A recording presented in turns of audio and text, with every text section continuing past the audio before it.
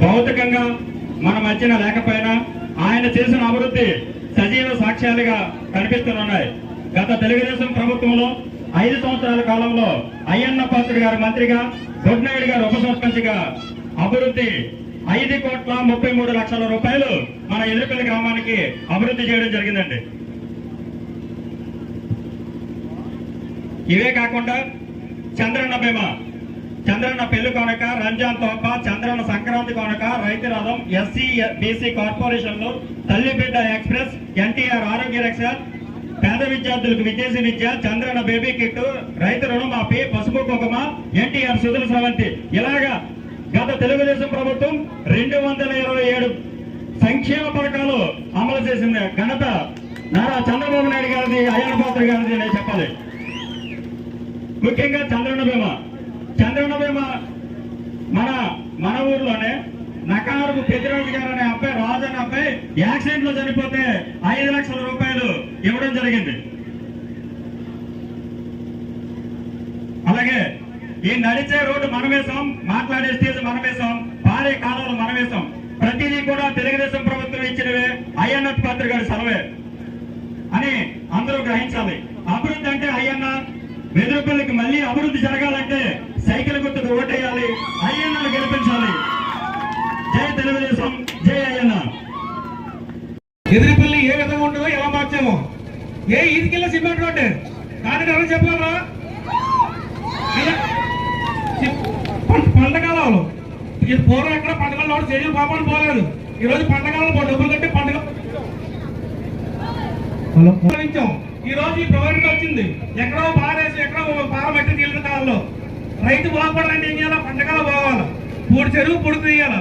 మనకి 5 రోజులు ఎక్కడ తీసిన పాపని పోలేదు. అలాగే సంక్షేమ పథకాలు ఇస్తున్నాడు. సంక్షేమ పథకాలు అంటే ఏంటి?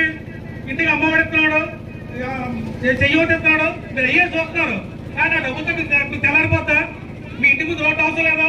మీ ఇంటి ముందు సైడ్కి అవసరం లేదా? మీకు బయటకి రోడ్డు అవసరం లేదా? ఇప్పుడు సరిపోయి గుమ్మిడి కూడా చెదిరిపోయి రోడ్డు ఎలా ఉంది? ఉంది. అలాగే మన గొలుగుడిపేట ఎదురుపై రోడ్డు ఇప్పుడు ఎలా ఉంది?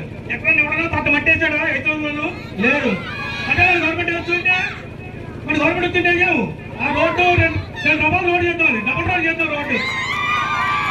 మీరందరూ కూడా ఇంకా దాంట్లో బయటికి రావాలి. ప్రభుత్వం పోయింది. ముఖ్యమంత్రి ఇప్పుడు జగన్మోహన్ రెడ్డి కాదు, ఆత్మధర్మ ముఖ్యమంత్రి అంటారు. ఎమ్మెల్యే పదవి లేదు, ఓన్లీ ఇప్పుడు ఎలక్షన్ కమిషన్ చేతిలో ఉంది. అందుకనే మన నియోజకవర్గంలో ఎలాంటి కళ్ళబొల్లి మాటలు చెప్పిన వాలంటీర్ని 8 మంది తీసేశారమ్మా. మొన్నే తీశారు, సస్పెండ్ చేశారు. ఆ 8 మంది వాలంటీర్లకి ఏం పెట్టాడో తెలుసా? శిక్ష కలెక్టర్ గారు మళ్ళీ రేపు రానున్న రోజుల్లో ఏ ప్రభుత్వ ఉద్యోగం రాయడానికి లేదు, ఏ ప్రైవేటు సంస్థలో ఉద్యోగాలు రావు. అందుకనే వాలంటీర్లందరికీ కూడా నేను చెప్తున్నాను, మీ భవిష్యత్తు పోగొట్టుకోకండి. మీరు ప్రభుత్వానికి కింద ఉద్యోగం చేస్తున్నారు, 5,000 రూపాయలు తీసుకుంటున్నారు. 5,000 రూపాయల బదులు మా ఊర్లో ఎక్కడైనా షాప్ లో పనిచేస్తే 10,000 రూపాయలు ఇస్తున్నారు. మీరు 5,000 రూపాయలకి నానా సాకరి చేయించుకుంటున్నాడు. రేపు వాలంటీర్ల ఉద్యోగాలు ఉంటాయి, ఎక్కడికి పోవు. చంద్రబాబు నాయుడు గారు తీయరు, వాళ్ళకి జీతాలు కూడా పెంచుతానని చెప్పారు. కానీ ఇలాంటి కళ్ళబొల్లు మాటలు చెప్పి జగనన్న అని ఉదయం నుంచి రాత్రి వరకు ఇష్టం వచ్చినట్టు మాట్లాడి ఓటేయమని అడిగిన వాడిని మాత్రం ఉద్యోగాలను తీసి రేపు ఉదయం జీవితంలో పనికి రాకుండా చేసేస్తారు. అది గుర్తుపెట్టుకోండి అని చెప్పి ఈ సందర్భంగా చెప్పదలుచుకున్నాను. బెదిరింపు రాజకీయాలతో అభివృద్ధి రాజకీయాలు చేయాలి, అరాచకవద్దు, అభివృద్ధి చేయాలి. అలాంటి వ్యక్తి అయ్యన్న పాత్రుడు గారు. అభివృద్ధి అంటే అయ్యన్న అంటే అభివృద్ధి అని నేను ఎందుకంటానంటే, ఐటీఐ కాలేజ్ నర్సీపట్నం నియోజకవర్గంలో తీసుకొచ్చింది అయ్యన్న పాత్రుడు గారు. ఏమమ్మా మేము చదువుకోవడానిక, పిల్లలు చదవడానిక? డిగ్రీ కాలేజ్ తీసుకొచ్చాడు, అల్లూరి సీతారామరాజు డిగ్రీ కాలేజీని. అలాగే పాలిటెక్నిక్ కాలేజ్ తీసుకొచ్చాడు. అప్పుడులో పాలిటెక్నిక్ చదవాలంటే కాకినాడకి పోవాలి, ఎక్కడికో ఈస్ట్ గోదావరికి వెళ్ళి చదువుకునేవారు. మా నాన్నగారు కూడా కాకినాడలో చదువుకున్నారు. కానీ ఈ రోజు పిల్లలందరూ పాలిటెక్నిక్ చదవాలంటే నర్సీపట్నంలో చదువుకుంటున్నారు, డిగ్రీ చదువుకుంటున్నారు. అలాగే ఇంజనీరింగ్ ప్రైవేట్ కాలేజ్ అప్పుడులో అవంతి శ్రీనివాస్ గారు ఇప్పుడు వైఎస్ఆర్సీపీలో ఉన్నాడు. అప్పుడులో బిజినెస్ మ్యాన్ కింద ఉంటే వచ్చి మా ఊర్లో కాలేజ్ కట్టని చెప్పి వాడికి పర్మిషన్ ఇప్పించింది కూడా అయ్యన్న పాత్రుడు గారు.